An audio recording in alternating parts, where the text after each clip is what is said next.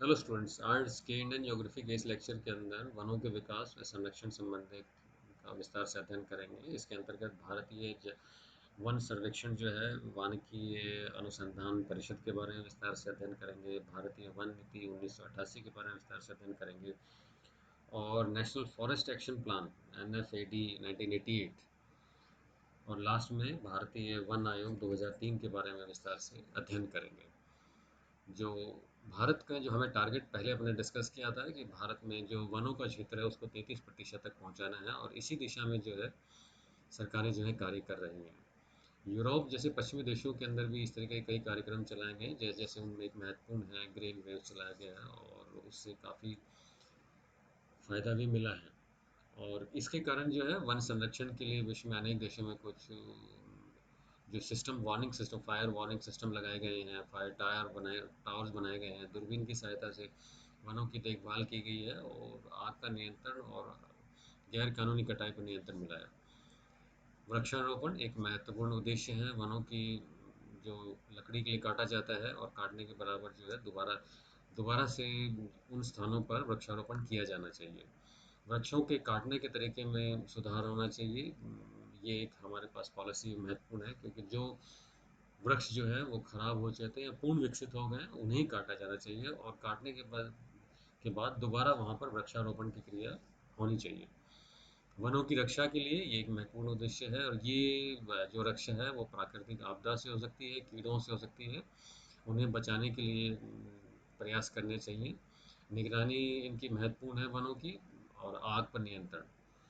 नौ एक अगला जो महत्वपूर्ण जो उद्देश्य रखा है फॉरेस्ट से संबंधित वो है बर्बादी कम करना। जो लकड़ी की बर्बादी जो है उसको कम करना, ये एक महत्वपूर्ण उद्योग है। जो वनों उत्पादों के उपयोग में आने वाले औद्योगिक पदार्थों पौधों की बर्बादी करनी चाहिए। ये कार्य लकड़ी की खपत को कम करके अखबारी कागज तथा अन्य रद्दी कागजों के उत्पाद में होने वाले बर्बाद कागजों को कम करके या फिर से उपयोग में लाकर ये करना चाहिए। इसी प्रकार वनों पर आधारित कई उद्योग ऐसे हैं जिनमें प्रत्यक्ष या अप्रत्यक्ष रूप से लकड़ी की काफ़ी मात्रा बर्बाद हो जाती है। इसे रीयूज़ करना चाहिए, इसका उपयोग करना चाहिए, पुनः उपयोग में लेना चाहिए। और एक महत्वपूर्ण उद्देश्य है कि ये एक बहुत बड़ी समस्या है और ग्रीष्म ऋतु में ये ज़्यादा होती है। वनों में आग लगना, वन अग्नि पर नियंत्रण करने के लिए टेक्नोलॉजी का भी और प्रशिक्षण भी महत्वपूर्ण है। और भारत में ज़्यादातर ये जो आग लगती है फॉरेस्ट एरियाज़ के अंदर, ये आग जो है अधिकतर मामलों के अंदर ये मानव द्वारा लगाई जाती है। ये नोइंगली और अननोइंगली दोनों रूप में हो सकती है। उदाहरण के लिए जैसे पशुचारण है, महुआ के बीजों और पुष्पों का संचयन है, एकत्रित करना है, तेंदुओं पत्तों का कलेक्शन है, गैर कानूनी तरीके से शिकार है, स्थानांतरण कृषि है आदि। ये वो है जिनसे कि आग लगने के कई महत्वपूर्ण इसमें कारण हैं। और इस दिशा के अंदर जो है वो इन कारणों को ज्ञात करने, नियंत्रण और निषेध के लिए महाराष्ट्र में एक चंद्रपुर और उत्तराखंड के हल्द्वानी और नैनीताल में एक संयुक्त राष्ट्र विकास कार्यक्रम UNDP की सहायता से एक आधुनिक वन अग्नि नियंत्रण परियोजना शुरू की गई है। ये महत्वपूर्ण है।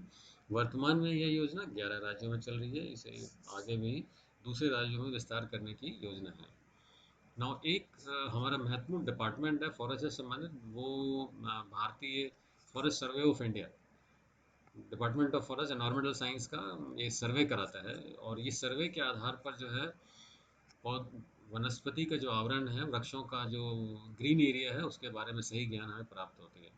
जून 1981 में स्थापित भारतीय वन सर्वेक्षण देश के वन क्षेत्रों वन संसाधनों में संबंधित सूचना आंकड़ों को एकत्रित करना, इसका मुख्य कार्यालय जो है देहरादून है। ये ट्रेनिंग भी करता है। जो फॉरेस्ट इंस्टीट्यूट्स ऑफ देहरादून है ये ट्रेनिंग भी कराता है और काफ़ी इस दिशा में काफ़ी प्रयास कर रहा है। और 4 क्षेत्रीय जो कार्यालय हैं उसमें एक बेंगलोर में है, कलकत्ता के अंदर है, नागपुर है और शिमला में स्थित है। इनके आपस में कोऑर्डिनेशन के अलावा जो है ये जो FCI का जो मुख्य देहरादून का जो मुख्यालय है वो वन क्षेत्रों के नक्शे तैयार करना, मैंने अभी डिस्कस किया था कि मैपिंग करना बहुत महत्वपूर्ण है। डेटा कलेक्शन करना, कितना डिक्रीज़ कर रहा है, कौन सी प्लांट इंक्रीज़ कर रहा है, कौन से डिक्रीज़ करना है और जो कर्मचारी हैं उनको प्रशिक्षण देना इसका मुख्य उद्देश्य है। जो भारतीय वन सर्वेक्षण जो है वो FCI ने जो फॉरेस्ट डिपार्टमेंट ने जो मुख्य लक्ष्य रखे हैं और देहरादून जो कार्य मुख्य करता है वो प्रत्येक 2 वर्ष के बाद एक बार राष्ट्रीय वन वनस्पति मानचित्र सहित व्यापक वन स्थिति रिपोर्ट तैयार करता है और तथा अधिकतम 10 वर्ष के अनिवार्य तथ्यों सहित दूर संवेदी रिमोट सेंसिंग से डाटा एकत्रित करके और थीमेटिक मानचित्र बनाए जाते हैं। स्टूडेंट्स, अपन ज्योग्राफी के अंदर जो रिमोट सेंसिंग के अंदर ये मैपिंग का इस्तेमाल करते हैं अपन फॉरेस्ट कवर एरिया को फाइंड आउट करने के लिए, और उसमें फाइंड आउट रिसर्च में लेते हैं the factors affecting to the forest area, उस वो महत्वपूर्ण है। राष्ट्रीय और राज्य स्तर की योजना के लिए वानिकी के संबंध में आवश्यक डेटा एकत्रित सहित संग्रह व पुनः प्राप्त करना, कंप्यूटर द्वारा आधारित राष्ट्रीय बुनियादी वन सूची प्रणाली का सृजन करना, स्टेट और यूनियन टेरिटरीज क्षेत्र में वन सूची व उनके अपने अनुसंधान युक्त सर्वेक्षण यूनिट वहाँ पर लोकल यूनिट्स को इस्टेब्लिश करने में ये सहायता करता है।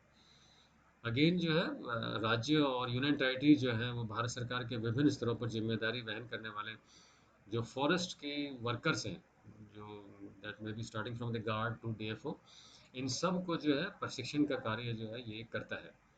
और स्टेट और यूनियन टेरिटरीज के क्षेत्र जो वनों का राज्यों में जो वन विभागों द्वारा किए जाने वाले तकनीकी सूचना बनाने के कार्य में सहायता प्रदान करता है, उनका पर्यवेक्षण ऑब्जर्वेशन भी करता है ये। ना एक बहुत बड़ा महत्वपूर्ण इंस्टीट्यूट है भारत का वानिकी अनुसंधान इंस्टीट्यूट, और ये इस दिशा में रिसर्च के लिए ओरिएंटेड है टोटली, और शोध कार्य करने के बाद जो है वो किस तरह से वानिकी का विकास किया जाए, ये महत्वपूर्ण इसका उद्देश्य है। भारतीय वानिकी अनुसंधान एवं शिक्षा परिषद के वानिकी अनुसंधान प्रणाली का एक जो महत्वपूर्ण शीर्षस्थ संस्थान है, और परिषद योजना के आधारित अनुसंधान की आवश्यकता है संवर्धन, कार्य संचालन, वानिकी संबंधी सभी पहलुओं अनुसंधान, शिक्षा और उसके संवर्धन, डेवलपमेंट, विकास तीनों हैं। रिसर्च भी कराता है, एजुकेट भी करता है और उसको डेवलपमेंट में कार्यों में समन्वय स्थापित करता है।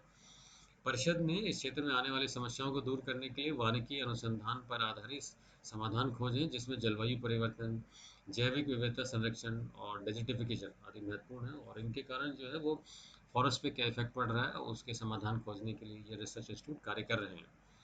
जो देश में वन संबंधी अनुसंधान को आवश्यकताओं को पूरा करने के लिए जो परिषद ने जो है भौगोलिक भागों में 8 क्षेत्रीय अनुसंधान और 4 अनुसंधान केंद्र हैं।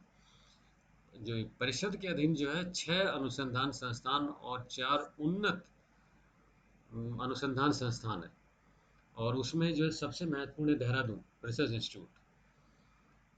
और इसके अलावा जो है वो एक कोयम्बटूर के अंदर है, बेंगलोर में काफ़ी बड़ा इंस्टीट्यूट है, एक जबलपुर के अंदर जो है उष्णकटिबंधीय वन अनुसंधान इंस्टीट्यूट जबलपुर है, वर्षा वन अनुसंधान संस्थान जोरहाट है, शुष्क वन अनुसंधान संस्थान जोधपुर काजरी हमारा बहुत महत्वपूर्ण इंस्टीट्यूट है। जो हिमालय जो क्षेत्र है वन अनुसंधान संस्थान शिमला में काफ़ी बड़ा एक इंस्टीट्यूट है, और वन उत्पादकता संस्थान रांची में है। परिषद के अधीन उन्नत अनुसंधान जो इंस्टीट्यूट है संस्थान इस प्रकार हैं: सामाजिकी वानिकी एवं पारिस्थितिकी पुनर्वास केंद्र इलाहाबाद, वानिकी अनुसंधान और मानव संसाधन विकास केंद्र छिंदवाड़ा, वन अनुसंधान केंद्र हैदराबाद, बांस और बेत उन्नत अनुसंधान अनुसंधान केंद्र आइजॉल। ये काफ़ी महत्वपूर्ण इंस्टीट्यूट है जो रिसर्च के लिए काफ़ी कार्य कर रहे हैं।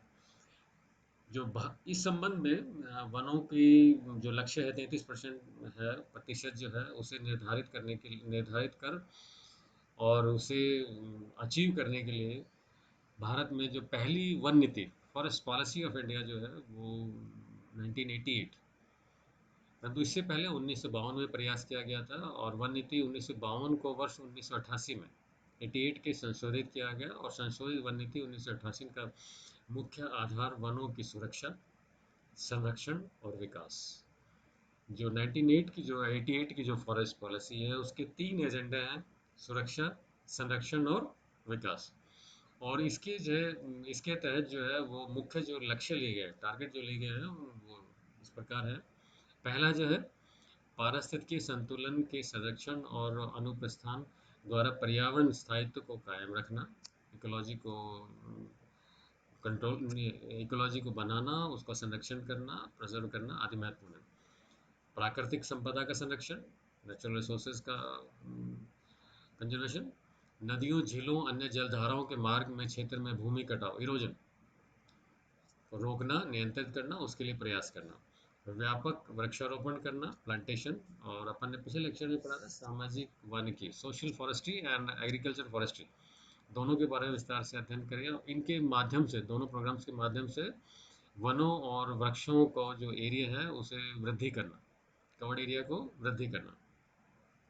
ग्रामीण और आदिवासी जनसंख्या के लिए ईंधन की लकड़ी, चारा व अन्य छोटी मोटी अन्य उपज आवश्यकताओं की पूर्ति करना, क्योंकि इनकी संपूर्ण दैनिक आवश्यकताएं जो है वो वनों पर ही निर्भर करती हैं। तो इनको पूरा करने के लिए एक मुख्य उद्देश्य रखा गया है भारत की राष्ट्रीय वन नीति 1988 के अंदर।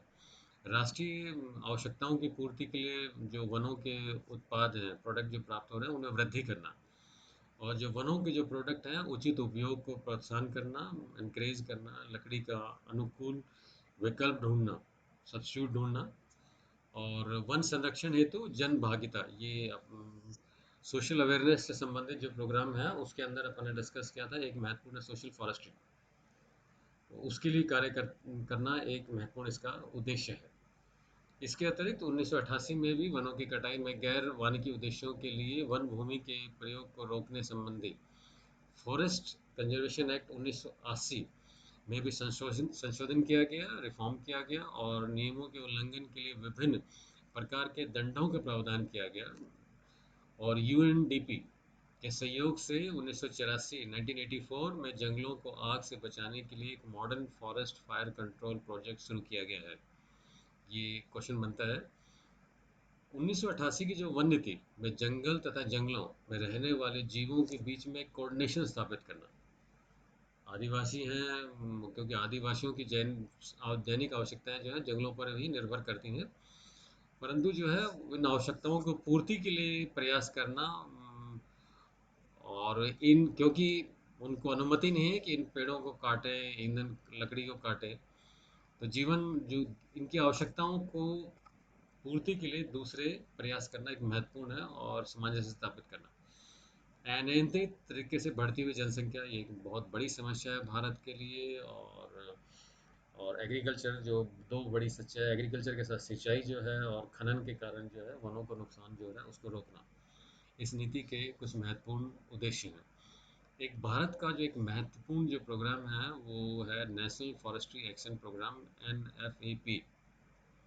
ये काफ़ी महत्वपूर्ण है। और भारत की वन नीति 1988 में सामयिक व कुशल इम्प्लीमेंटेशन हेतु सरकार ने एक राष्ट्रीय वन कार्रवाई कार्यक्रम, ऊपर कहा national forest action programme NFAP, का गठन किया है, जिसके लिए जून 1993 में संयुक्त राष्ट्र के विकास कार्य UNDP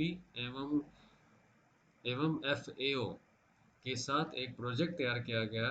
NFAP वर्ष 1999 national forest action programme NFAP का जो इम्प्लीमेंटेशन है या फॉर्मेशन है वो ईयर 1999 में किया गया।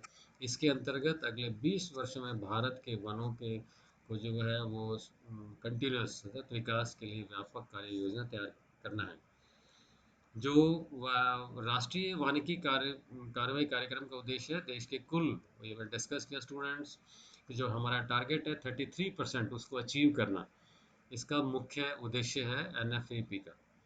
और उसी दिशा में ये कार्य कर रही है। और कार्यक्रम का जो मुख्य तत्व इस प्रकार है, मौजूदा वनों को संसाधनों का संरक्षण करना, ये सबसे पहली प्रायोरिटी है कि जो आपके पास अवेलेबल रिसोर्सेज हैं, फॉरेस्ट रिसोर्सेज हैं, उनको प्रिजर्व करना।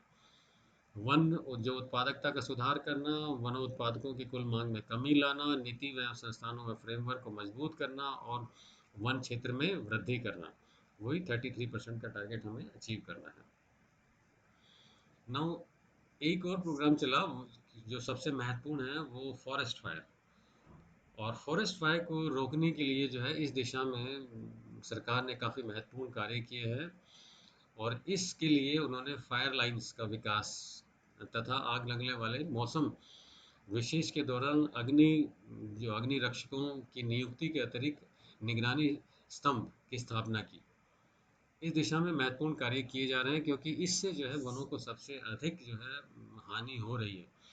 देश में वनों से लगने वाली आग के कारणों को ज्ञात करने, नियंत्रण और निषेध के लिए महाराष्ट्र में चंद्रपुर, उत्तराखंड में हल्द्वानी और नैनीताल में संयुक्त राष्ट्र विकास कार्यक्रम यूएनडीपी की सहायता से एक आधुनिक वन अग्नि नियंत्रण परियोजना शुरू की गई है। वर्तमान में अपन ने डिस्कस किया, ये 11 राज्यों में चल रही है। इसे दूसरे राज्यों में विस्तार करने का प्रोग्राम है। इस योजना को modern forest fire control project कहा जाता है।